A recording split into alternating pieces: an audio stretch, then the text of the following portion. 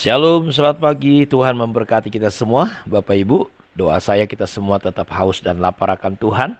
Dan jangan lupa hari ini kita tetap membaca kitab Imamat pasal 27 ayat 14 mulai sampai Bilangan.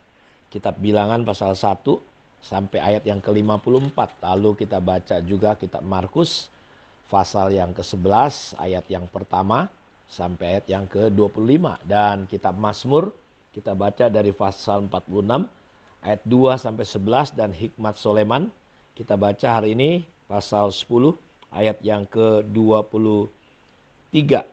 Kiranya kita akan melanjutkan kembali pembelajaran kita hari ini.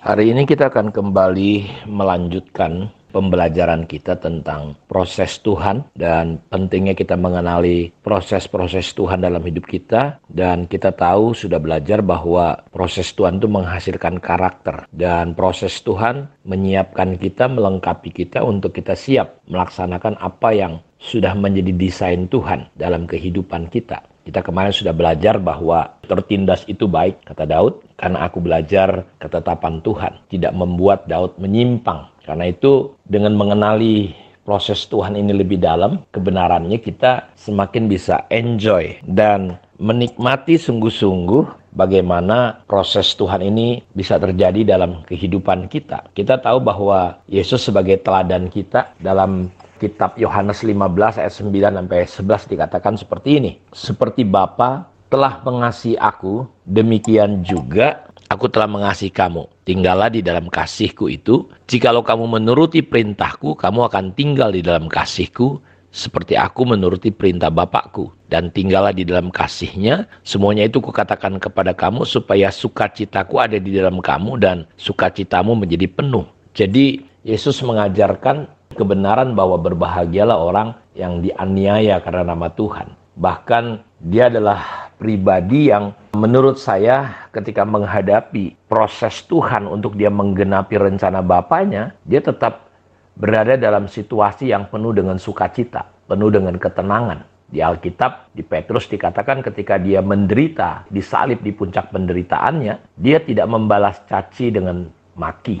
Dia tetap tenang, dia seperti domba keluh yang dibawa ke pembantaian, dan dia bisa sedemikian rupa tenangnya. Makanya saya lukiskan bagaimana dia bisa tidur di tengah badai. Saya rindu saudara kita ketika memahami, mengenali tujuan proses Tuhan, dan pentingnya kita memahami ini adalah bagaimana kita tetap tidak bersungut-sungut, tidak marah, tidak kepo, tidak lari dari proses Tuhan. Kita perlu belajar. Dan Yesus berkata, supaya sukacitaku ada di dalam kamu dan sukacitamu menjadi penuh.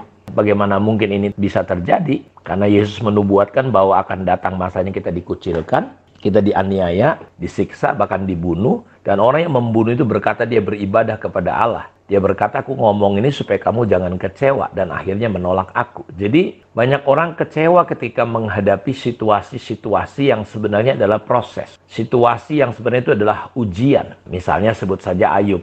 Ayub itu keluar aslinya. Ternyata dia belum seperti yang kita duga. Di pasal 1 dia saleh, dia begini, takut akan Tuhan. Tapi ternyata dia mengutuki hari kelahirannya ketika dia punya masalah. Istrinya yang kita lihat beribadah, mengutuki Ayub, masihkah engkau mau beribadah? Kutuki Allah dan matilah kau. Nah, sampai di pasal 42 kita melihat kemurnian pengenalan akan Tuhan dalam diri Ayub itu muncul. Kalau dulu dari kata orang, sekarang aku melihat sendiri. Aku mencabut semua perkataanku kepada teman-temannya yang dia kutuki, penghibur sialan. Nah, kita lihat bagaimana kita belajar bisa menang, menikmati proses Tuhan itu. Tidak marah, tidak bersungut-sungut seperti orang Israel, sampai akhirnya gagal. Karena itu saya mau katakan bahwa kita perlu belajar. Yesus, saudara kita tahu, hidupnya selalu berada di bawah tekanan. Ketika dia hidup di dunia, kita sama-sama tahu bahwa kalau kita secara dunia, secara daging ngelihatnya bagaimana begitu banyak tuntutan-tuntutan dalam hidupnya. Penghakiman-penghakiman, disalah mengerti, disalah pahami, saudara-saudara. Itu melelahkan sekali. Kalau kita lihat dia jarang memiliki secara daging itu privasi, me time. Hidupnya selalu ada saja diserang oleh orang-orang yang cemburu, orang-orang yang iri. Karena itu Mazmur berkata pasal 37 ayat 1 dan ayat 7 sampai 9 dari Daud, jangan marah karena orang yang berbuat jahat, jangan iri hati kepada orang-orang yang berbuat curang. Berdiam dirilah di hadapan Tuhan dan nantikanlah Dia. Jangan marah karena orang yang berhasil dalam hidupnya. Karena orang yang melakukan tipu daya. Kita jangan marah, berhentilah marah dan tinggalkan panas hati itu. Jangan marah, itu hanya membawa kepada kejahatan. Sebab orang-orang yang berbuat jahat akan dilenyapkan, tetapi orang yang menanti-nantikan Tuhan akan mewarisi negeri. Nah, sudah kita melihat bahwa ada ajaran, prinsip di mana ketika kita melihat situasi, kondisi di sekitar kita, kita jangan sampai terpancing, marah, iri, dan untuk itu kita perlu tinggal. Tuhan mau ada sukacita, ada ketenangan yang melampaui akal menguasai hidup kita. Ketika kita mengalami proses yang di dalamnya ada ujian, ada tantangan,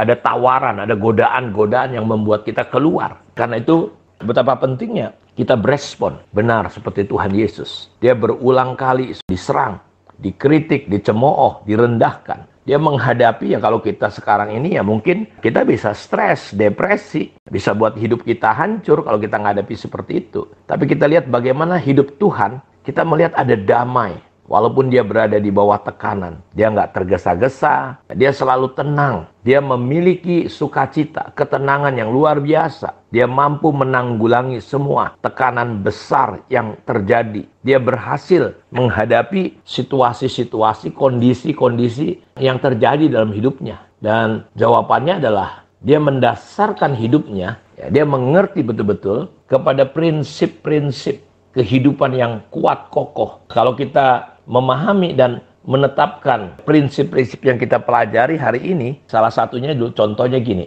Kenapa dia bisa menikmati setiap hal-hal yang tidak baik, tidak enak yang dialami? Saudara, pertama dia mengenali identitas dirinya. Siapa dirinya dia tahu betul. Dia berkata, akulah jalan, kebenaran, dan hidup. Aku adalah terang dunia. Dia berkata dalam Yohanes 8 ayat 12, akulah terang dunia. Seperti yang kita pelajari bahwa dunia ini sedang sangat membutuhkan terang Tuhan dalam hidup kita. Karena itu kenapa Yesus bisa jadi terang, bisa bersinar di tengah kegelapan, bisa menikmati apapun yang terjadi tetap menang dalam proses kehidupan itu. Dia mengenali siapa dirinya, betul-betul, identitasnya. Saya sering mengajarkan dalam pemuritan yang sedang diserang iblis itu namanya destiny, identitas, dan value hidup kita orang percaya. Hari ini kita ingin belajar salah satu poin yang akan membuat kita menikmati proses-proses yang tidak enak secara daging, itu adalah kita kenalin siapa diri kita. Nah, dia berkata, akulah terang dunia. Barang siapa mengikut aku, ia tidak akan berjalan dalam kegelapan, melainkan ia akan mempunyai terang hidup. Ya, dia berkata, akulah pintu. Dalam Yohanes 10 ayat 9. Dalam Yohanes 14 ayat 6, akulah jalan, kebenaran, dan hidup. Dia berkata, akulah gembala yang baik. Aku anak Allah. Kita lihat, Yesus tahu betul siapa dirinya. Jadi ini sebuah prinsip untuk kita bisa menang atas proses-proses yang terjadi dalam hidup kita. Tekanan-tekanan yang biasanya membuat kita stres dan depresi, itu kan otomatis nggak akan mempengaruhi kita karena kita tahu siapa diri kita. Kita siapa, kita kenal siapa diri kita. Jadi Yesus mengenali siapa dirinya. Dia berkata, aku tahu siapa diriku. Aku bersaksi tentang diriku sendiri. Jadi identifikasi ini sangat penting untuk menanggulangi kita menjalani proses-proses ketika kita hidup di dalam dunia ini. Karena itu kita perlu tahu siapa diri kita. Orang lain bisa saja mencoba, kalau kita nggak tahu siapa diri kita, dunia orang lain coba menunjukkan menurut label mereka, menyatakan siapa diri kita. Dan kalau kita tidak mengenali diri kita, maka tanpa disadari kita akan membiarkan orang memanipulasi, menipu kita, sehingga memaksa kita mempercayai siapa kita, bukan diri kita yang sebenarnya. Dan ini akan menjadi persoalan, makanya dalam perjalanan banyak orang mundur dan kalah dalam mengikut Tuhan. Kita akan belajar ke depan terus-menerus tentang proses Tuhan ini. Mari kita berdoa kepada Tuhan. Bapa, terima kasih, kami bersyukur untuk kemurahan anugerah Tuhan. Hari ini kami terus sedang belajar bagaimana kami bisa tetap bersukacita, tetap bisa tenang, tidak marah dengan semua yang terjadi, bisa kuat menghadapi semua proses yang tidak enak secara ego dan daging, dan kami betul-betul bisa sukacita, dan itu dimulai ketika kami mengenali siapa diri kami. Karena itu bukakan, singkapkan mata hati kami untuk mengenali siapa diri kami di hadapan Tuhan. Terima kasih, dalam nama Yesus kami berdoa. Amin. Kiranya Tuhan memberkati kita semua. Shalom.